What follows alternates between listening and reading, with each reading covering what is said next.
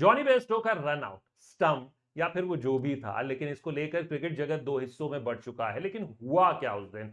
Ashes का ये दूसरा टेस्ट था, लॉर्ड्स टेस्ट का 5वां दिन था, और जब इंग्लैंड चेज कर रहा था, वहां पर 193 रन पर 5 विकेट के स्कोर पर 52वें ओवर में कैमरन ग्रीन की शॉर्ट बॉल थी, उसको डक किया जॉनी बेयरस्टो ने, और वो अपने कस्टमरी स्टाइल में पैर को क्रीज में रखने के बाद आगे बढ़ गए। लेकिन इस बीच एलेक्स कैरी ने थ्रो कर दिया विकेट पर, वो विकेट पे लग भी गई गेंद, और अपील कर दिया ऑस्ट्रेलिया ने, जिसके बाद बेयरस्टो, बेन स्टोक्स और सभी जितने भी वहां मौजूद थे दर्शक, वो सब चौंक गए। लेकिन अंपायर्स ने डिसीजन लिया कि वो थर्ड अंपायर के पास जाएंगे। मराय इरास्मस जो कि थर्ड अंपायर थे, उन्होंने ये फैसला किया कि ये नियमों के अनुसार आउट है, क्योंकि गेंद तब तक डेड नहीं मानी जाएगी जब तक जो ऑन फील्ड अंपायर है वो ये ना समझ ले कि गेंद इन प्ले नहीं है, यानी फील्डिंग साइड की भी तरफ से और बैटिंग साइड की भी तरफ से।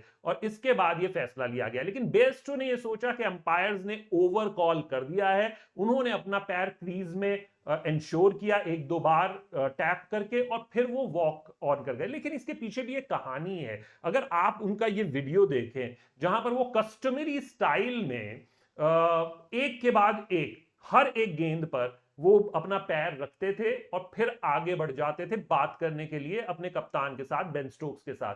फिर दूसरी गेंद पर ऐसे हुआ, यानी ऑस्ट्रेलिया ने ये डेलिबरेटली किया था, ऐसा नहीं था कि ये अनजाने में हो गया, अपील नहीं हुई। लेकिन अब इसको लेकर आखिर महेंद्र सिंह धोनी की याद क्यों आ रही है कि ये बेयरस्टो का जो इंसिडेंट है वो क्या बेल रिंग कर रहा है सबके दिमाग में। 2011 नॉटिंघम टेस्ट था, और इयन बेल जो है वो बल्लेबाजी कर रहे थे, करीब 100 रन पार कर चुके थे, और तब करीब जो ब्रेक आ रहा था उसी के करीब ये गेंद थी, टी टाइम अगर मैं गलत नहीं हूं, और वहां से उन्होंने शॉट मारा, बाउंड्री पर गेंद गई। प्रवीण कुमार भारतीय टीम के जो गेंदबाज थे वो चेज कर रहे थे, उसको रोका उन्होंने, और फिर आराम से उन्हें लगा शायद चौका हो गया, उन्होंने उठा के गेंद फेंक दिया। लेकिन वहां पर जो फील्डर के पास गेंद आई, अगर मैं गलत नहीं हूं अभिनव मुकुंद थे, उन्होंने उसको बेल्स को गिरा दिया। अपील हुई, जो कि प्लेयर्स जाते जाते उसको थर्ड अंपायर के पास भेज दिया अंपायर्स ने, और उसको फिर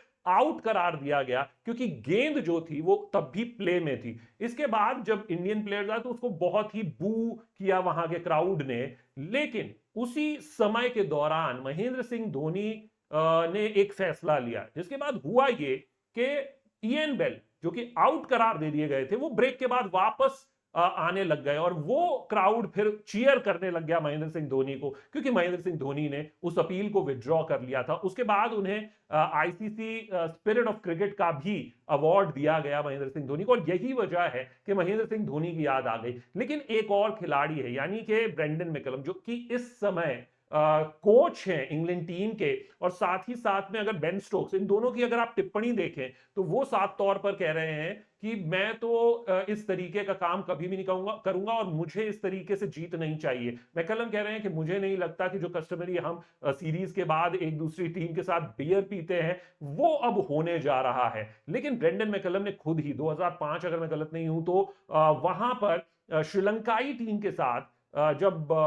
संगकारा ने एक शॉट खेला, उनके पास थ्रो आया, और मुरलीधरन बल्लेबाजी कर रहे थे संगकारा के साथ, तो वहां पर उन्होंने थ्रो लिया, और मुरलीधरन अपने क्रीज में पैर रख के सेलिब्रेट करने गए संगकारा के साथ। लेकिन मैकलम ने उसे बेल्स को उड़ा दिया और अपील भी कर दी, और उसे आउट भी दे दिया गया। हालांकि वो कहते हैं कि तब मैं इमैच्योर था, मुझे उसके बाद काफी खेलने का मौका मिला, मैं मैच्योर हुआ, मैं वैसा दोबारा कभी नहीं करता और ना ही मैं करूंगा। तो ये पूरी कहानी है, ये पूरे इंसिडेंट से, ऐसे ही बहुत से इंसिडेंट्स हुए। लेकिन इसमें जो प्रतिक्रियाएं आई हैं वो भी मैं आपको दिखाऊंगा। लेकिन उससे पहले मैं आपको दोनों देशों में जिस तरीके के अखबार, मीडिया है, वो कैसी प्रतिक्रियाएं दे रही है वो आप देखिए। कि कोई कह रहा है कि जो स्पिरिट ऑफ क्रिकेट है वो एशेज में तब्दील हो गई है, यानी कि ये इंग्लैंड के अखबारों का कहना है। तो वहीं ऑस्ट्रेलिया के जो अखबार हैं उनका मानना है, बेन स्टोक्स की पिक्चर लगा के, कि ये क्राई बेबीज है इंग्लैंड की टीम। लेकिन प्रतिक्रियाएं क्या आ रही हैं, एक एक करके सारी रिएक्शंस मैं आपको बता रहा हूं जल्दी जल्दी से। सबसे पहले यूके के जो प्राइम मिनिस्टर हैं ऋषि सुनक, उन्होंने ही प्रतिक्रिया दी है कि ये कुछ पचा नहीं, ये अच्छा नहीं था खेल के लिए, और इसको इस तरीके से नहीं जीत दर्ज करनी चाहिए थी ऑस्ट्रेलिया को, और उन्हें उम्मीद है कि हेडिंग्ले टेस्ट से अब जोरदार वापसी करेगा इंग्लैंड। ये यूके के प्रधानमंत्री का कहना है। उसके बाद एंड्रू स्ट्राउस, जो कि इससे पहले डायरेक्टर ऑफ क्रिकेट भी रहे हैं, और वो उनका साफ तौर पर और कप्तान रहे इंग्लैंड के, उन्होंने ये कहा है कि एलेक्स कैरी ने जो भी किया वो बिल्कुल सही किया। वो उन्होंने ऐसा कुछ नहीं है, प्री मेडिटेटेड नहीं था, उस मोमेंट पे जो उन्हें सही लगा उन्होंने किया, और इसमें बेयरस्टो की गलती है, वो होश में नहीं थे उस टाइम पर, वो क्रीज छोड़कर जा रहे थे, और इसलिए वो इससे कंफर्टेबल है, ऑस्ट्रेलिया ने सही किया। तो ये पूर्व इंग्लिश कप्तान का कहना है। तो इस तरीके से बैलेंस आउट, जो विभाजित हो रहा है क्रिकेट जगत, वो यहां पे नजर आता है। ट्रेविस हेड ने तो आरोप लगा दिया है बेयरस्टो पे, वो तो ये कह रहे हैं कि भाई ये तो बेयरस्टो से मैंने पिछली बार, मैं एक बार ऐसे क्रीज से आगे निकल गया था पिछले मैच में, तो उन्होंने कन्फ्रंट किया बेयरस्टो को कि क्या तुम आउट कर देते, अपील कर देते, तो उन्होंने कहा बिल्कुल करता, तो मैंने उन्हें याद दिलाया कि तुम भी यही करते। ये ट्रेविस हेड ने आरोप लगाया बेयरस्टो पर। और इसके बाद अगर आप देखें, पैट कमिंस ने साफ तौर पर क्लियर कट कहा है, ऑस्ट्रेलियाई कप्तान ने, कि ये बिल्कुल फेयर डिसीजन था, फेयर कॉल था। अगर आप जॉनी बेयरस्टो की बात करें तो आप देखें तो वो ये लगातार करते हुए आ रहे हैं। पहली पारी में उन्होंने डेविड वार्नर के साथ किया, 2019 में उन्होंने स्टीवन स्मिथ के साथ किया, और वो ऐसा नहीं है कि वो नहीं करते हैं, वो करते हैं। और इसलिए मुझे नहीं लगता कि अगर आप बार बार क्रीज छोड़कर बाहर निकलते जाएंगे तो ये well within the laws है।